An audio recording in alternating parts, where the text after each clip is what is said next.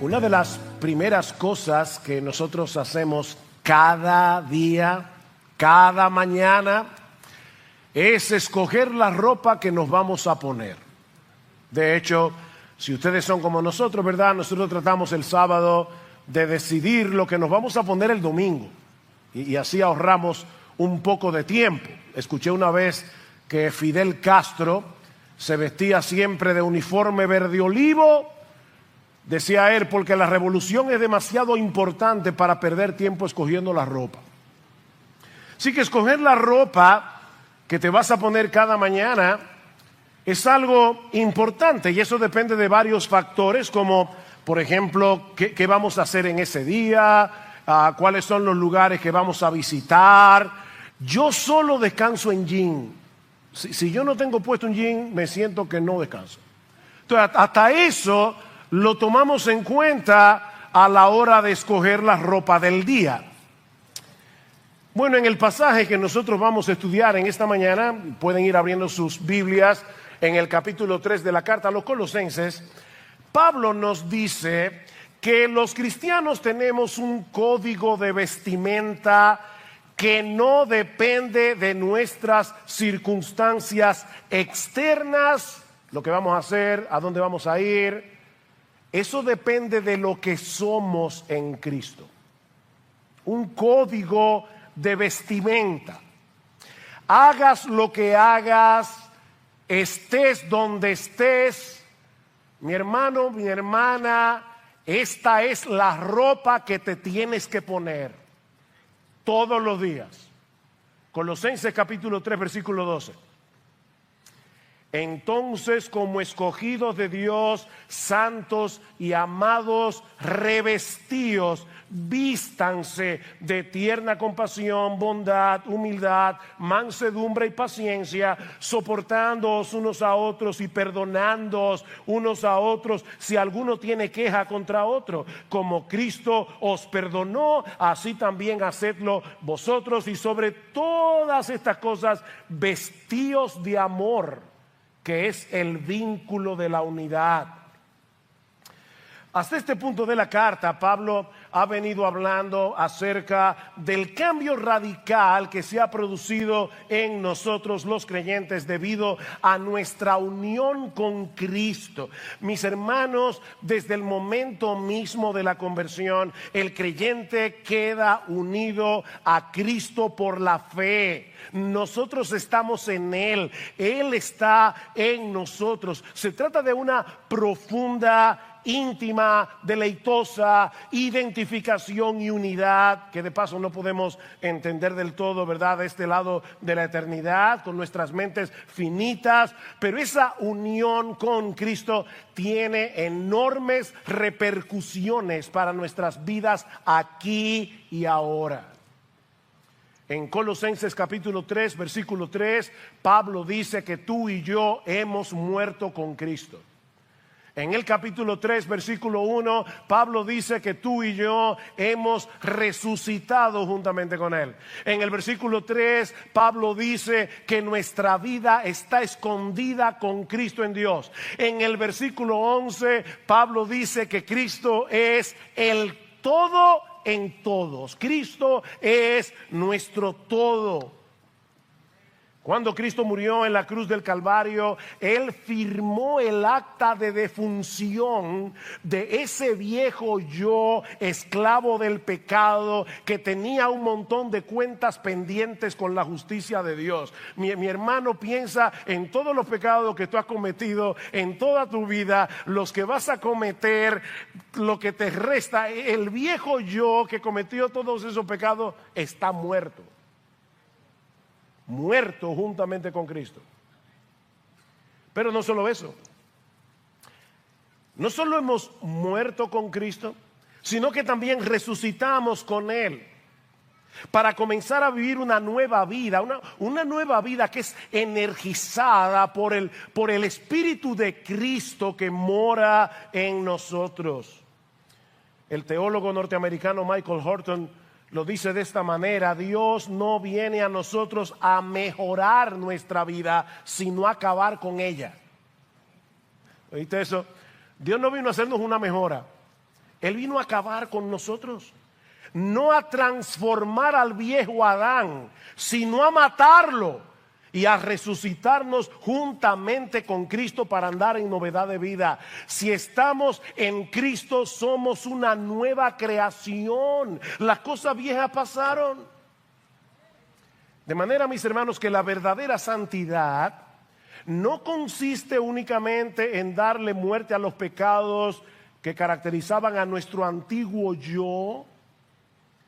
No, la verdadera santidad también consiste en el desarrollo de un carácter que es conforme a nuestra nueva identidad en Cristo. Y ese es el primer aspecto que Pablo enfoca en nuestro pasaje, nuestra nueva identidad en Cristo. Vean el versículo 12 otra vez. Entonces, como escogidos de Dios, santos y amados, revestidos. Escogidos de Dios, santos y amados. Esa es nuestra identidad. Hace unos años ocurrió un hecho muy lamentable en un show en Las Vegas, cuando un tigre blanco, que por cierto murió hace unos años atrás, atacó al ilusionista Roy Horn, lo mordió en el cuello y comenzó a arrastrarlo por el escenario delante de todo el público que miraba horrorizado lo que estaba sucediendo. De hecho, quedó en gravedad por un buen tiempo. Y aunque Horn sobrevivió al ataque, ese fue el final de su carrera como ilusionista. Recientemente, uno de los hermanos que estuvo con nosotros en el intensivo pastoral hizo referencia a este incidente y más específicamente al comentario que hizo un comediante norteamericano que dijo lo siguiente refiriéndose a lo que había sucedido esa noche. Dice, ese tigre no se volvió loco, ese tigre se volvió tigre. ¿Sabes cuándo estaba realmente loco? Cuando andaba en un monociclo con un casco de Hitler, porque eso era parte del show. Mis hermanos, aunque lo sucedido esa noche fue espantoso, deberíamos esperar que un tigre se comporte como un tigre, no como un payaso. Lo raro es que se comporte como un payaso. Bueno, lo que Pablo está diciendo aquí es que si tú y yo somos cristianos, se debería esperar que nos comportemos como cristianos. Nosotros tenemos una identidad, una nueva identidad, una nueva naturaleza.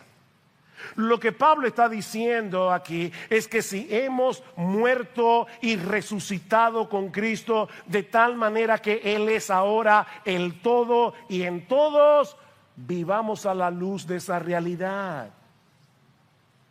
Hay algo que Dios ha hecho por nosotros y en nosotros que hace del pecado una incoherencia. A veces uno se pone una ropa para ir a cierto lugar y dice, no, esa ropa no es apropiada. O a veces los esposos, ¿verdad? Que no tenemos el sentido de la estética que tiene nuestra esposa, nos dice, esa corbata no te pega. Mis hermanos, hay algunas piezas de ropa que no nos pegan si somos cristianos. ¿Qué dice Pablo en el versículo 5 otra vez?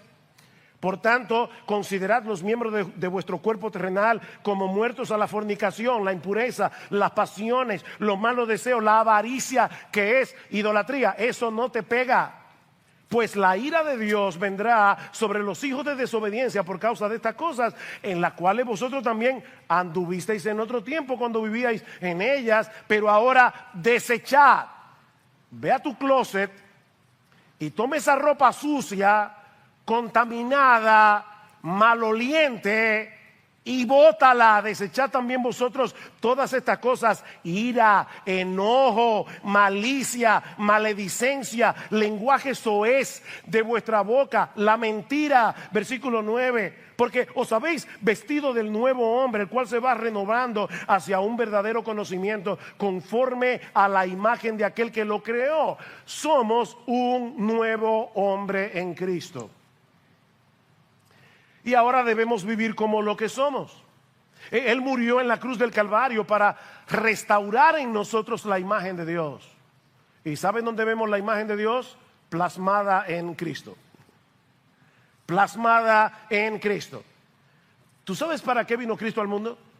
Para hacerte igualito a Él. Ese es su trabajo. Él te rescató, Él te libró de la esclavitud del pecado. Él está obrando en ti por su espíritu para hacerte como Él. Fue con ese propósito en mente que Dios en su amor nos escogió. Versículo 12, entonces como escogidos de Dios, santos y amados, revestidos de tierna compasión, bondad, humildad, mansedumbre, paciencia, revestidos de Jesús. No fuimos nosotros los que escogimos a Dios. Fue Él el que nos escogió de pura gracia, por el puro afecto de su voluntad. Y debido a esa elección, dice Pablo, somos santos y amados. Santos y amados. He ahí el propósito y la motivación de Dios al elegirnos. ¿Para qué nos escogió Dios?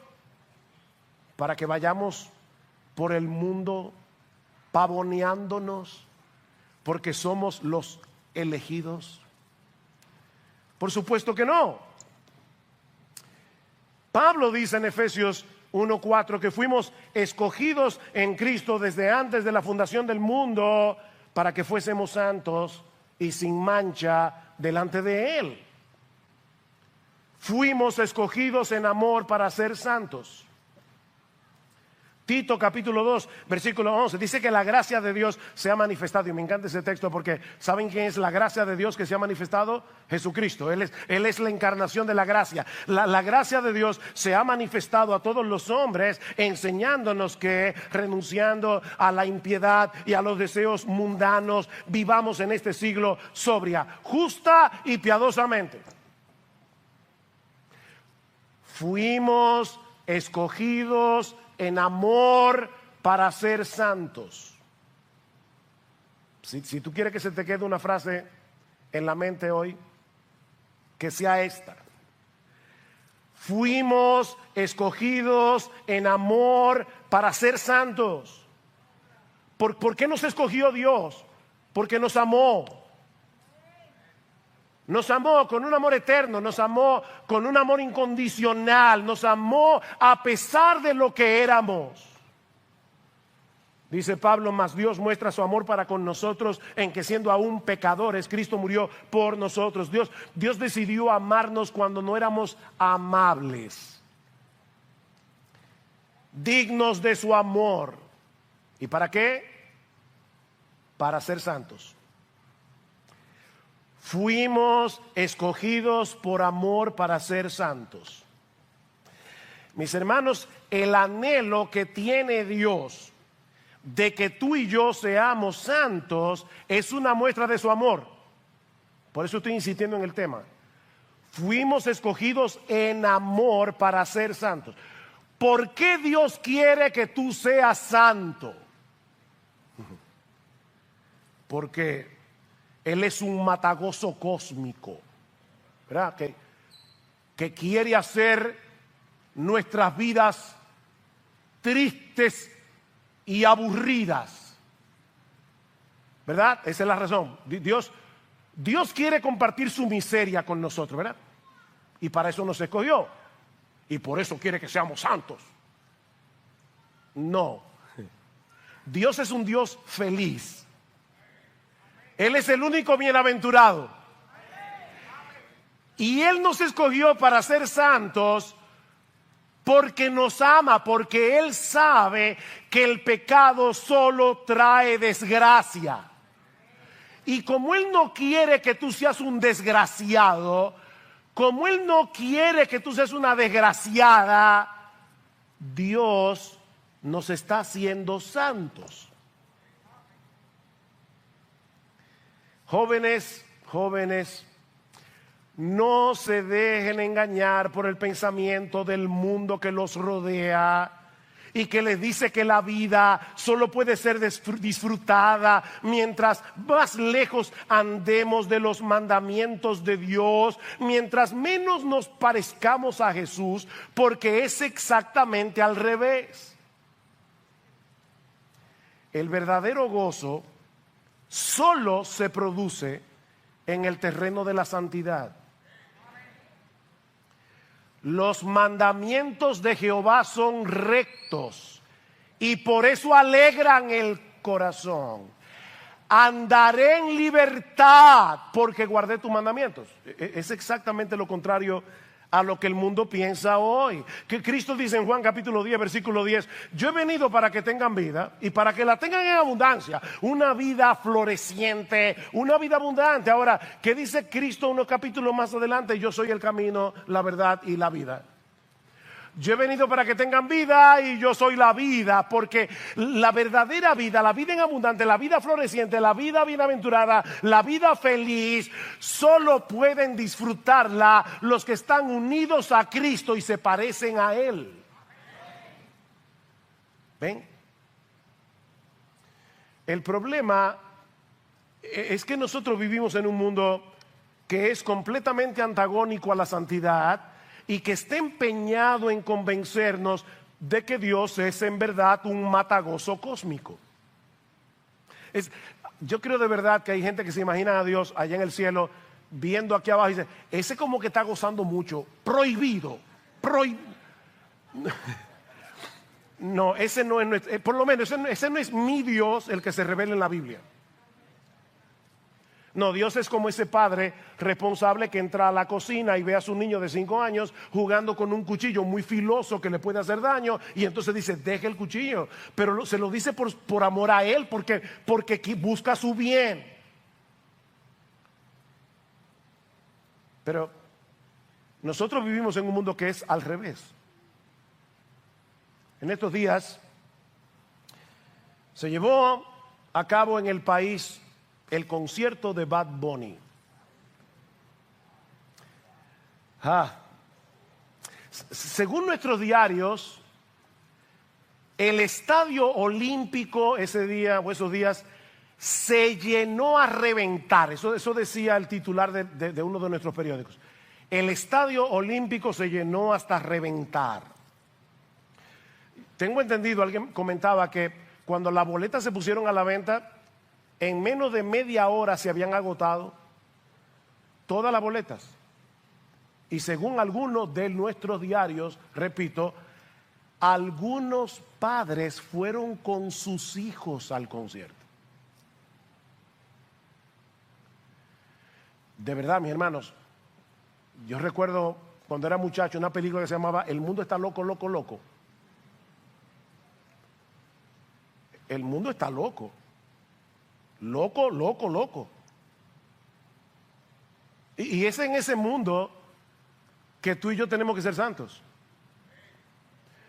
Yo estuve leyendo una de las reseñas del concierto, escrita por alguien que lo disfrutó, evidentemente. Y la reseña periodística, yo no puedo repetirla desde este púlpito. O sea, la periodista contando lo que pasó en el concierto y ella gozándolo, las cosas que ella dice en el periódico, yo no puedo repetirla en este púlpito. Y hay padres que estaban ahí con sus hijos. Ese tipo de groserías, porque es una grosería, son exaltadas, aclamadas.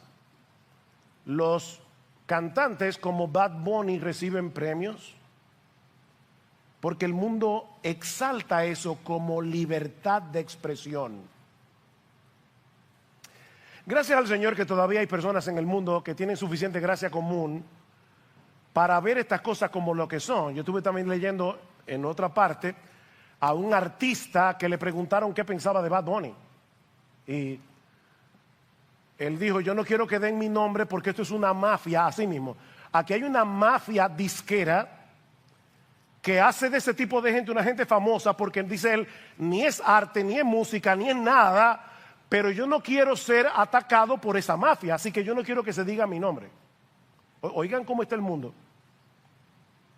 Pero él dice ¿Qué yo pienso de Bad Bunny?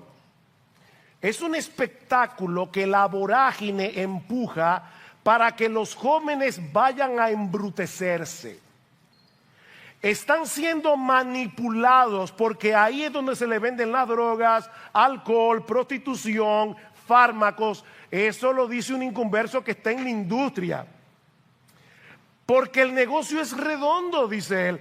Lo que promueven no es a un cantante, es una figura, un símbolo de la decadencia, la derrota cultural, la deconstrucción de los valores y la familia, la desaparición del vínculo intergeneracional, la ruptura entre los padres y los hijos. Es el triunfo de la ignominia, la mediocridad y la ignorancia. Son letras perversas que si tú logras descifrarlas, verás que son balbuceos soeces, monótonos, embrutecedores.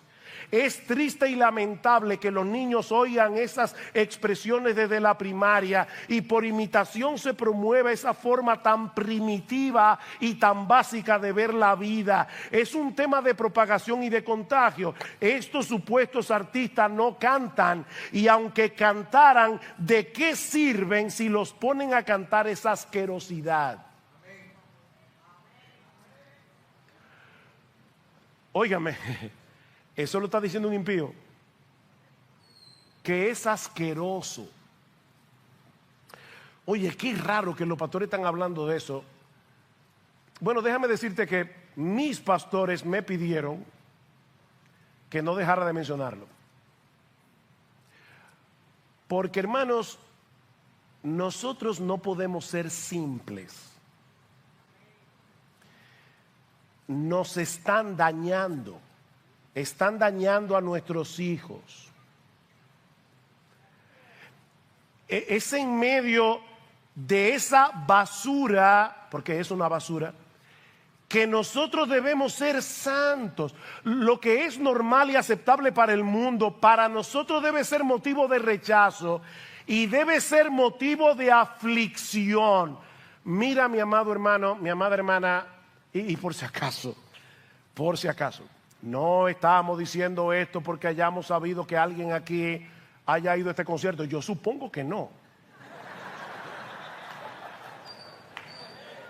No, de verdad, en serio, de verdad, no he sabido de nadie, para que no digan, están tirando indirecta. No, aquí, ustedes conocen a sus pastores.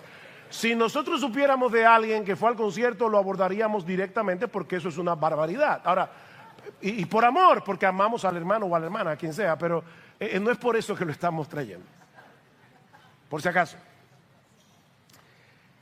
Pero óyeme, aunque tú no hayas ido al concierto, que yo espero que no, obviamente, si ese tipo de cosas no te afligen, es porque sin darnos cuenta nos estamos acostumbrando al mal olor. Ese es el problema aquí. Es como la gente que vive en lugares que tú dices, pero ¿cómo hay gente que vive alrededor de Duquesa, el vertedero? Tú vas ahí y no aguantas del olor, pero hay gente que vive ahí. Es que a todo se acostumbra uno. Nos estamos acostumbrando a no ver algo tan malo, a pesar de que Dios lo vea nauseabundo.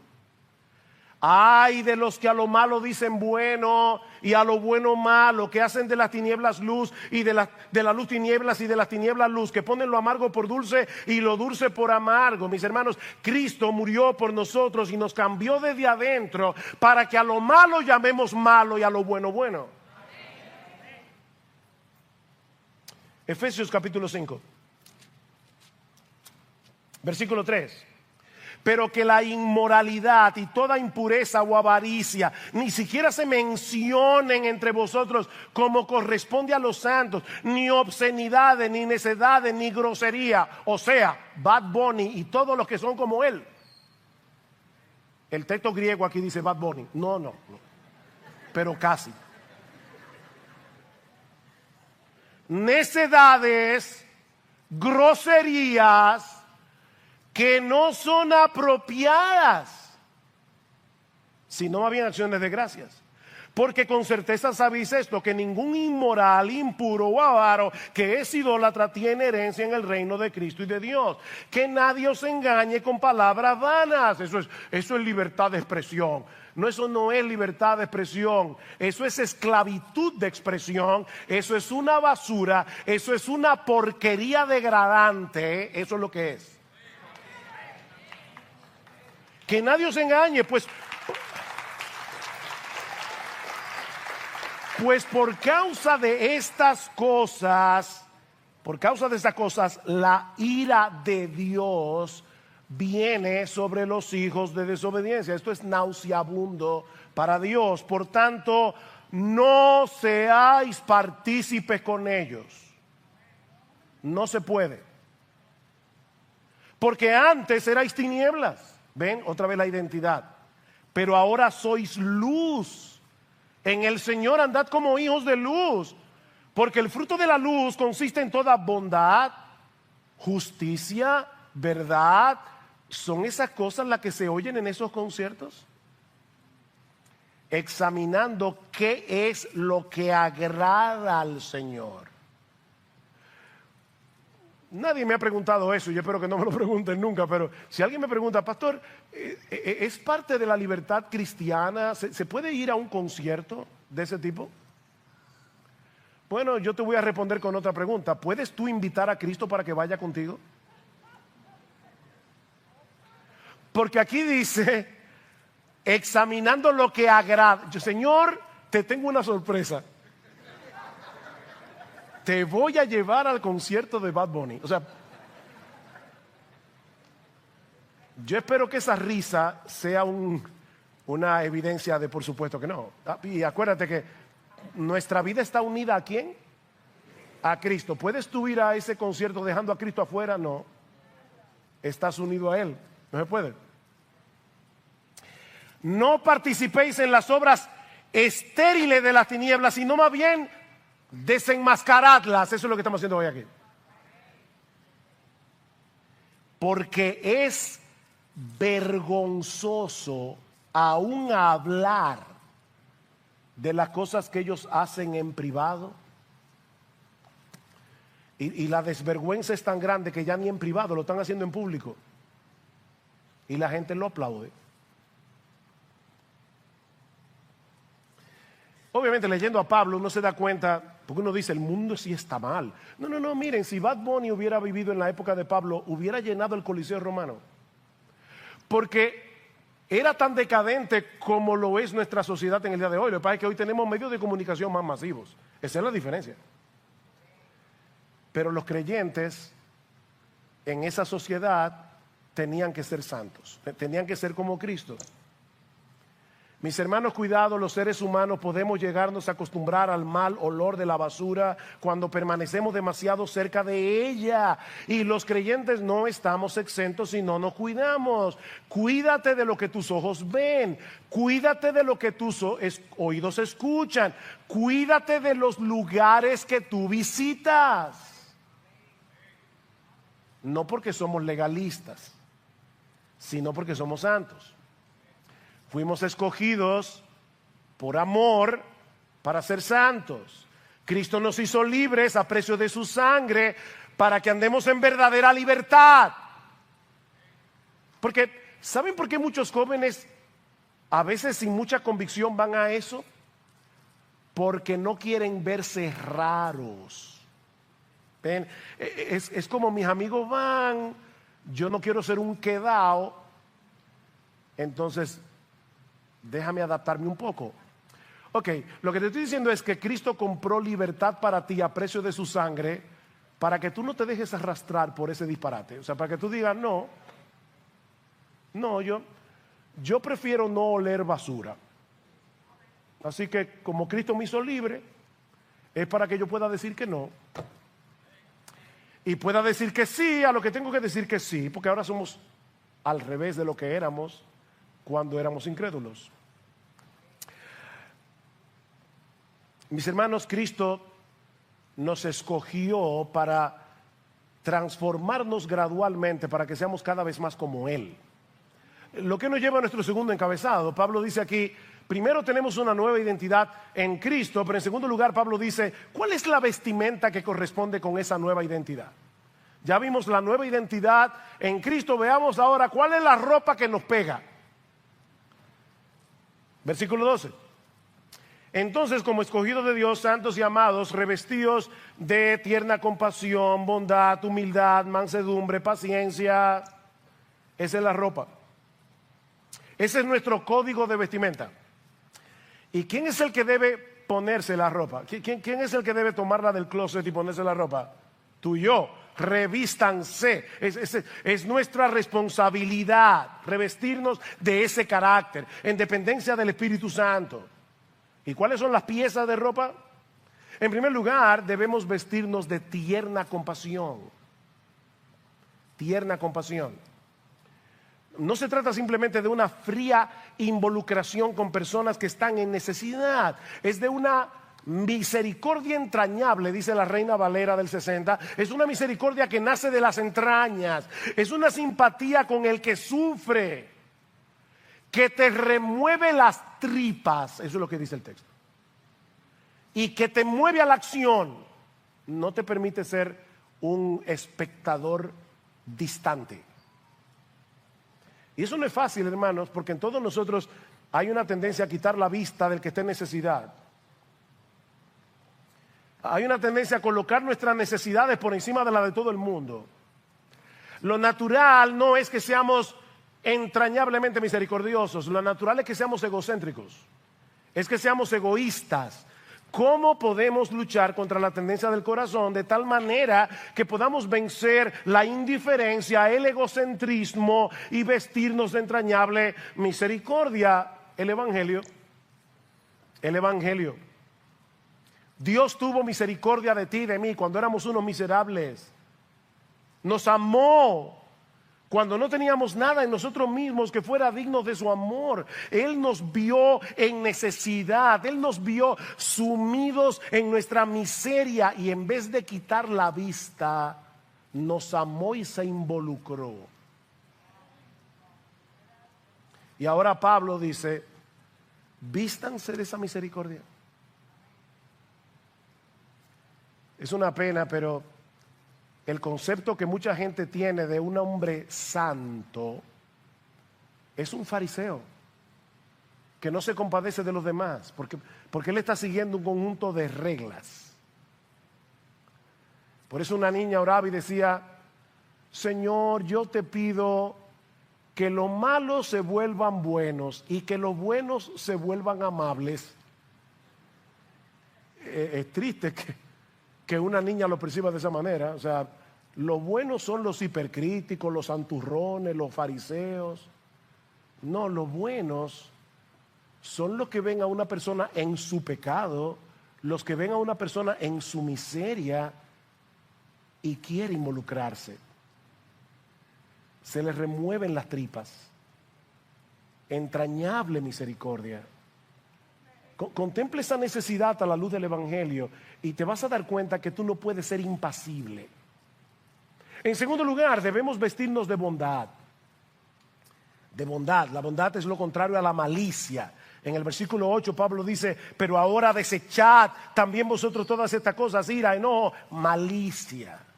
Malicia. La bondad es esa disposición del corazón que nos lleva a procurar lo bueno para nuestro prójimo. Lo bueno. El hombre bondadoso disfruta al ver el bienestar del otro. Está dispuesto a sacrificar sus intereses personales para que el otro reciba un bien. Es, como dice alguien, amor es tu felicidad a costa mía. Eso es la bondad. ¿Qué dice la Biblia de Cristo en Hebreos capítulo 12? Que por el gozo puesto delante de él sufrió la cruz.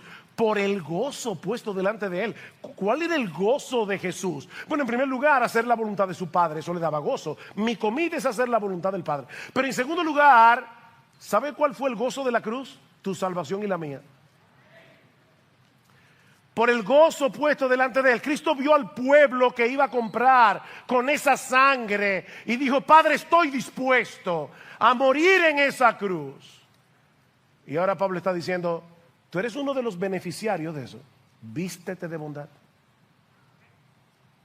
En tercer lugar, debemos vestirnos de humildad. De humildad. La humildad es esa actitud de la mente que nos lleva a vernos tal cual somos, pecadores, gusanos del polvo, merecedores de la ira de Dios, y nos lleva a ver a Dios como lo que Él es. O sea, la humildad es verte a ti como lo que eres, ver a Dios como lo que Él es. Eso es humildad. Y actuar en consecuencia. No se trata del individuo que dice o piensa, yo no puedo hacer nada bien. Hay personas que creen que ser humilde significa, fulano, tú pudieras dar una clase de escuela dominical. Ay, no, yo soy un inútil. No, o sea, ¿cuáles son los dones que Dios te dio? Ponlo en funcionamiento en el pueblo de Dios, para el beneficio del pueblo de Dios. Humildad es saber que tú tienes un don, pero que ese don te lo dio Dios. Entonces tú pones tu don en operación, pero la gloria no te la llevas tú. La gloria se la lleva a Él, porque Él fue que te dio ese don. 1 Corintios 4, 7, ¿qué tú tienes que no hayas recibido? Y si lo recibiste, ¿por qué te glorías como si no lo hubieras recibido? 1 Corintios 15, 10, por la gracia de Dios, dice Pablo, yo soy lo que soy y su gracia no ha sido en vano para conmigo. Pero es por la gracia que yo soy lo que soy. Lo contrario a la humildad es el orgullo, obviamente. El hombre orgulloso no solo es aquel que se cree superior a los demás, no, es más que eso. El problema del orgulloso es que él cree que el mundo debe girar en torno a él. Mis intereses, mis gustos, mis deseos, mis inclinaciones, mis demandas, mis problemas. Una persona orgullosa se distingue porque siempre está ofendido y siempre está agraviado. Tú te ofendes mucho. A cada rato tú te ves, no me tomaron en cuenta, o eso que dijeron de mí no fue justo. Tú eres un orgulloso. Todo tu problema es orgullo. No te justifiques, mi hermano, mi hermana, no te justifiques. Pero es que fueron injustos. Ajá. ¿Y si hubieran sido justos? Tú no eres peor de lo que esa gente cree que tú eres. ¿Cuál es el problema? Recuerden una cita que decimos mucho aquí de Martin Lloyd-Jones: el que está en el piso no tiene miedo de caerse. Ahora, si tú estás en un pedestal, tú vas a defender tú defiendes mucho tu posición, tus opiniones. Tú eres un orgulloso. Eres un orgulloso. Y debes verlo como lo que es, orgullo, y arrepentirte. Porque eso no es conforme a Cristo. Cristo no era un orgulloso. Cristo puso tu vida y la mía por encima de la de Él. Y Pablo dice, háganlo así. Humildad. Haya vosotros este mismo sentir que hubo también en Cristo Jesús. Filipenses 2:5, el cual, siendo en forma de Dios, no estimó el ser igual a Dios como cosa que aferrarse, sino que se despojó a sí mismo, tomando forma de siervo, hecho semejante a los hombres, y estando en condición de hombre, todavía se humilló más hasta el punto de la muerte, y muerte de cruz. Esa es la disposición del creyente. Humildad. En cuarto lugar, debemos vestirnos de mansedumbre. Mansedumbre. Y esta es probablemente una de las virtudes cristianas más mal comprendidas, porque muchas personas piensan que alguien manso es una persona débil, es una persona que no tiene convicciones propias o no tiene la capacidad de defender sus convicciones. Pero mis hermanos, nada más lejos de la realidad. ¿Quién es la persona más mansa que ha pisado este planeta? Aprended de mí, que soy manso y humilde de corazón, dice Jesús, y hallaréis descanso para vuestras almas. ¿Se puede decir de Jesús que era un débil? ¿Se puede decir de Jesús que era un cobarde? ¿Se puede decir de Jesús que no tenía convicciones? Pero era manso. La mansedumbre y la debilidad, la mansedumbre y la cobardía no son sinónimos. John MacArthur define la mansedumbre como poder bajo control. La palabra que se usa allí se usaba para hablar de un caballo salvaje que había sido domado. Es poder, pero bajo control. Una persona mansa es aquella que puede reaccionar con gentileza, con consideración, aun cuando lo hieren, cuando lo provocan, porque es mansa. Dice en Proverbios 16:32, mejor es el que tarda en airarse que el fuerte, el que se enseñorea de su espíritu que el que toma una ciudad. El que se enseñorea de su espíritu. Proverbios 25:28, como ciudad derribada y sin muros, es el hombre cuyo espíritu no tiene riendas. Es como una ciudad que no tiene protección. ¿Y saben qué nos capacita para actuar con mansedumbre? ¿Cómo podemos vestirnos de mansedumbre? Meditando en la soberanía de Dios. Meditando en la soberanía de Dios. Una fe inquebrantable en la soberanía de Dios te va a ayudar a ser manso. El problema nuestro es que nosotros pensamos, si yo no tomo el control, si yo no me defiendo, si yo no reacciono, me van a pisotear. Pero si yo pienso, es que Dios tiene el control y por lo tanto no tengo que tenerlo yo, voy a poder descansar tranquilamente en la soberanía de Dios. Óyeme, que tú no tienes el control, ni yo tampoco, lo tiene Dios. Confía en Él. Así que debemos vestirnos de misericordia, de benignidad, de humildad, de mansedumbre. Debemos vestirnos de paciencia. Vístete de paciencia. Esta palabra puede ser traducida como capacidad de aguante.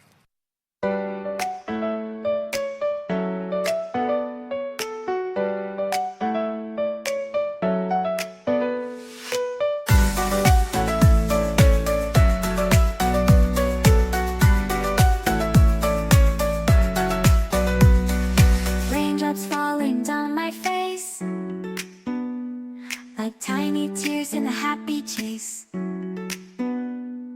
Hopping through the puddles, see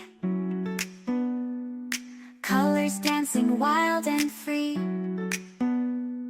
Skies are gray, but I don't mind. Cool raindrops on my skin I find. Kicking off my Saturday. Watch the clouds just drift away. Rainbow in the rain, what a sight. Colors shining oh so bright. Dancing in the streets, so bright. Everything will be alright.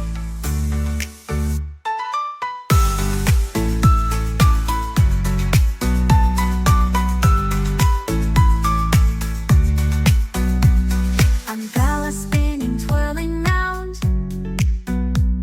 A colorful halo on the ground. Music playing on the sand.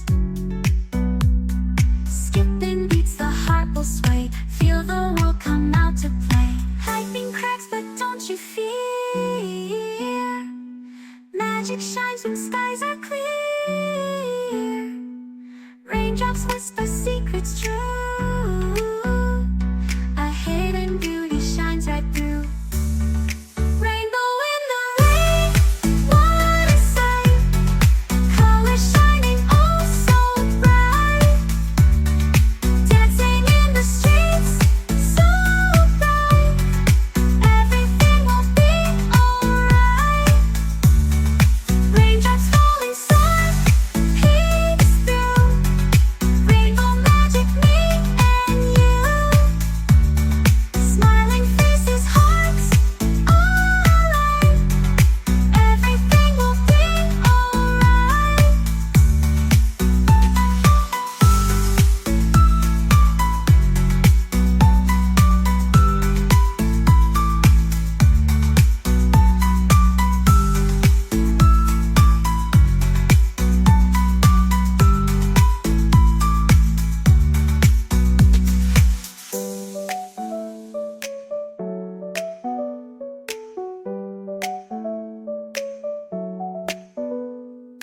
Raindrops falling, sun peeks through.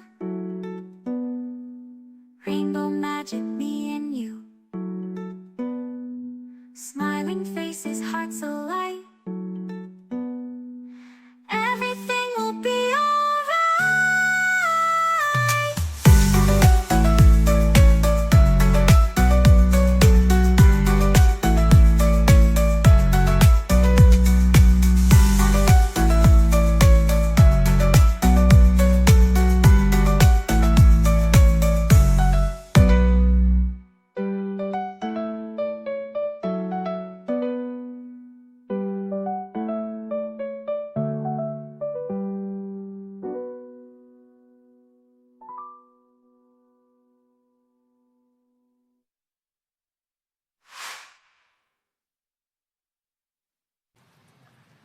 capacidad de aguante. Transmite la idea de una persona que es presionada por las pruebas, presionada por otros, presionada por lo que sea, y no se rompe. No se deja controlar por la ira, no se deja controlar por el enojo, no se deja controlar por el deseo de venganza. No importa cuánto sea provocado. ¿Te parece difícil eso? Es que es difícil. Pero déjame hacerte una pregunta. ¿Cuántas veces tú provocaste a Dios cuando eras un inconverso? Y Dios ahí tranquilamente esperándote con paciencia. ¿Cuántas veces tú has provocado a Dios después que te convertiste? ¿Y cómo te trata Dios? Yo siempre he dicho que una de los atributos muy divinos que yo más aprecio es la paciencia de Dios. De verdad, en serio. Porque si Dios fuera como yo, hace rato que yo me hubiera quitado la salvación.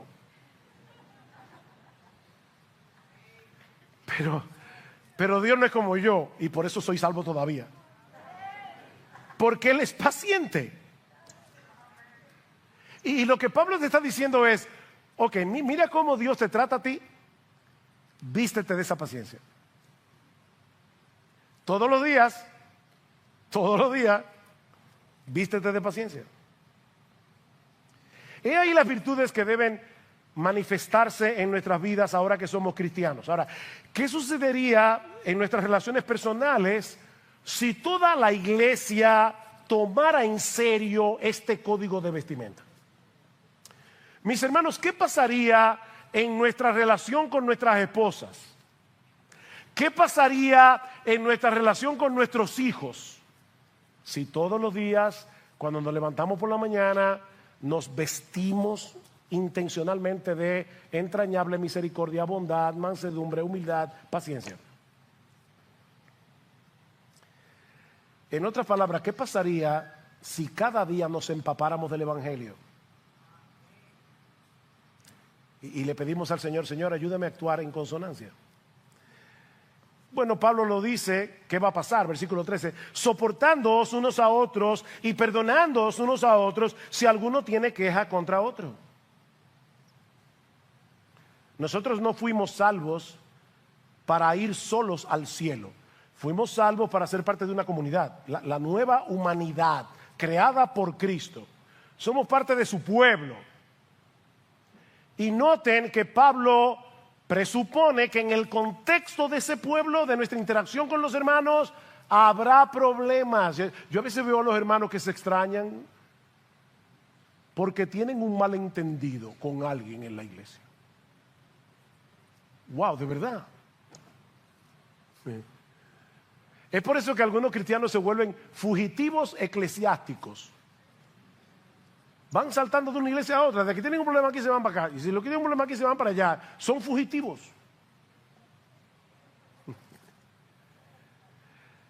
Mis hermanos, no sé si te has dado cuenta, pero no hemos llegado al cielo.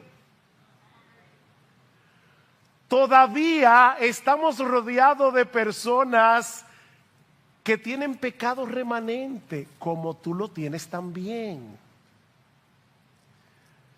Sí sé que me han oído decir esto más de una vez en este púlpito, pero este poemita que dice vivir con los santos en el cielo, eso será una gloria. Vivir con ellos aquí abajo, eso es otra historia. Que no hemos llegado al cielo. Pero déjame ahora ir un paso más allá. No solamente se trata de que no hemos llegado al cielo, es más que eso. Es que Dios está usando esos problemas, está usando esas tensiones, está usando esos malos entendidos para que podamos vestirnos de todo eso. ¿Dónde tú vas a practicar la mansedumbre si no es en un contexto de provocación? ¿Cómo tú vas a llegar a ser como Jesús si no es en medio de problemas? El fruto del Espíritu es el problema, que es amor, gozo, paz, paciencia, benignidad. ¿En qué contexto? ¿Qué clase de amor? Que tú ames al que te ama, que tú trates bien al que te trata bien. Eso no es un fruto del Espíritu, eso lo hacen los impíos. El que es el fruto del Espíritu es cuando ese carácter florece en medio del problema, en medio de las tensiones, en medio de los malos entendidos, en medio de la provocación. ¿Saben que hay cristianos que prefieren no involucrarse en ningún ministerio de la iglesia para no tener problemas? Increíble. Yo prefiero de lejito, porque sé que después va a tener problemas. Ajá. ¿Y de qué se trata esto?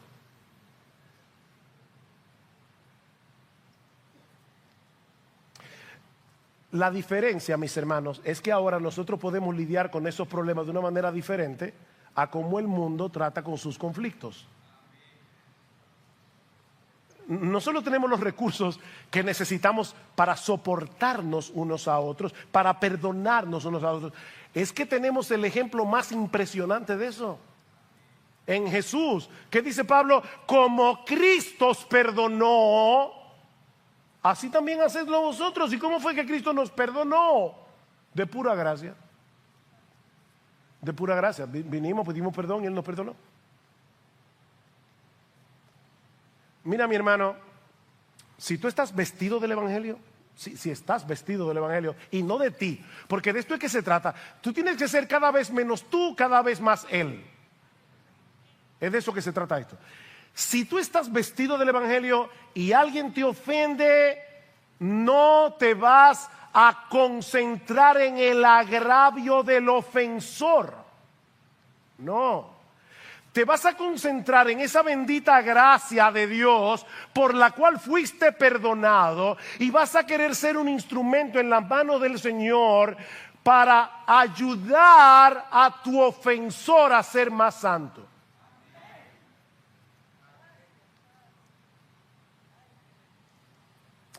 Efesios 4, 31. Sea quitada de vosotros toda amargura, enojo, ira, grito, maledicencia, toda malicia. Quítense eso. Sed más bien amables unos con otros, misericordiosos, perdonándoos unos a otros, así como también Dios os perdonó en Cristo. Sed pues imitadores de Dios como hijos amados y andad en amor. Andad en amor.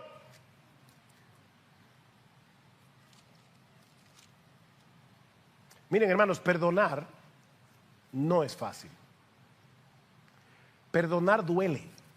Los que fueron al retiro de matrimonios este fin de semana me escucharon traer esta cita de Andrés Seú, que es un editor, columnista de la revista World Magazine. Él describe el perdón como una transacción matemática brutal. Eso es el perdón. Una transacción matemática brutal. Es mi dolor en lugar del tuyo. Me trago la deuda. Absorbo la miseria que yo quería repartirte a ti. Y te quedas impune. El perdón se forja en la agonía privada antes de que llegue a la amnistía pública. ¿No fue eso lo que hizo Dios con nosotros? Él se tragó la deuda. Cristo la absorbió en la cruz. Y ahora Pablo te está diciendo, tú fuiste beneficiario de eso. ¿Y por qué tú no puedes perdonar? ¿Por qué tú no puedes perdonar? ¿Qué deben hacer los beneficiarios de ese amor? Andar en amor. Pablo concluye diciendo, y sobre todas estas cosas, este es el coat ahora, ¿verdad? Nos pusimos la ropa, ahora nos ponemos el cover, el coat. ¿Cómo dice? Se me fue la palabra. El sobre todo. Vestido de amor, que es el vínculo de la unidad. O el vínculo de la perfección, traduce Hendrickson. Si hay algo claro en la Escritura, es el lugar preeminente del amor en la vida del creyente. En esto conoceráis todos que son mis discípulos, si tuvierais amor los unos por los otros. Ahora permanecen la fe, la esperanza y el amor. Estos tres, pero el mayor de ellos es el amor.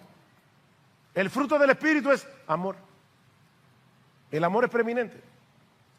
¿Es el amor lo que mantiene la cohesión de la iglesia? ¿Es el amor lo que hace posible que seamos entrañablemente misericordiosos, bondadosos, mansos, humildes, pacientes? ¿Es el amor? En otras palabras, es el amor lo que nos hace cada vez más semejantes a Jesús. Porque recuerden, mis hermanos, a final de cuentas es de eso que se trata todo. No es seguir un conjunto de reglas, es ser como Jesús. Por eso Pablo lo resume todo en Romanos capítulo 13, versículo 14, dice: vestíos del Señor Jesucristo. ¿Qué debemos hacer? Vestirnos de Jesús. Ya Él no tenía que añadir nada más. Él es la encarnación de cada una de esas virtudes que se mencionan aquí. Y lo grande es que Cristo no solamente es el modelo, Él es el motor. O sea, él nos dice: este es el ejemplo, pero yo te voy a impulsar con mi ejemplo a ser así.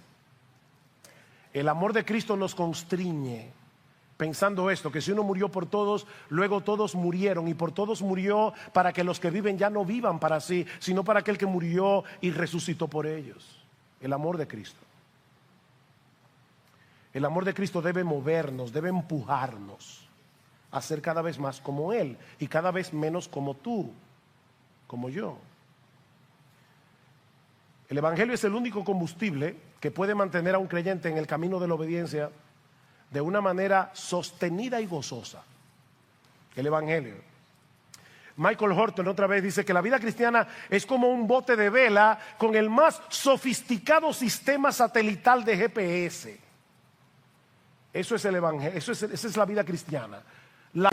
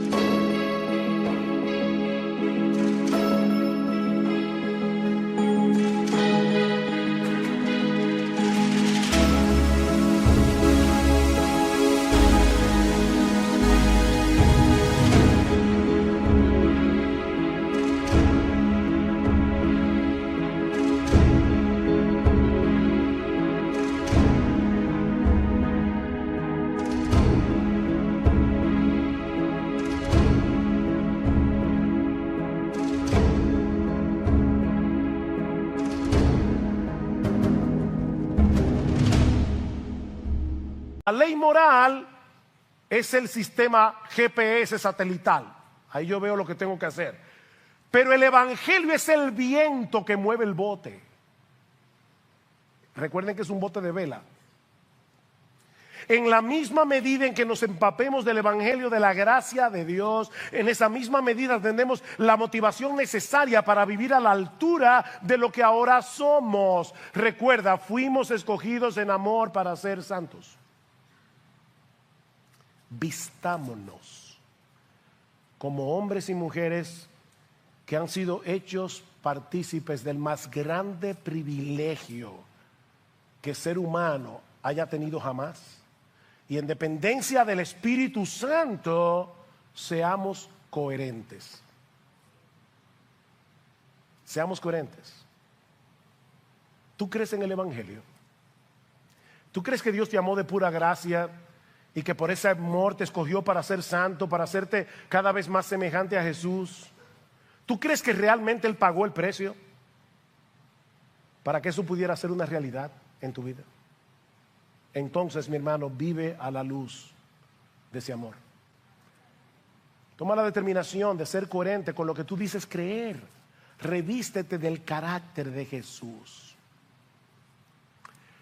Recuerda el enojo, la malicia, el sentirte agraviado.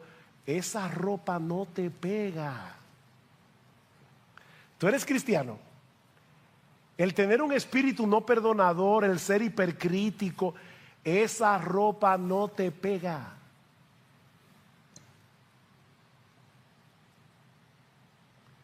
En vez de justificar tus actitudes que son contrarias a Jesús, acude continuamente al trono de la gracia, como una persona necesitada, porque Dios ha prometido que allí encontraremos gracia para el socorro oportuno. Señor, yo no puedo,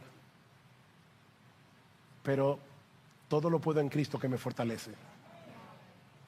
Y si tú estás aquí sin Cristo, mi amigo, déjame decirte que esa gracia está disponible para ti. Siempre que reconozcas tu pecado, siempre que vengas a Dios en arrepentimiento y fe, confiando únicamente en ese inocente, en ese que era perfecto en santidad, pero que aún así murió como un criminal en una cruz, para que todo aquel que en él cree no se pierda, mas tenga vida eterna.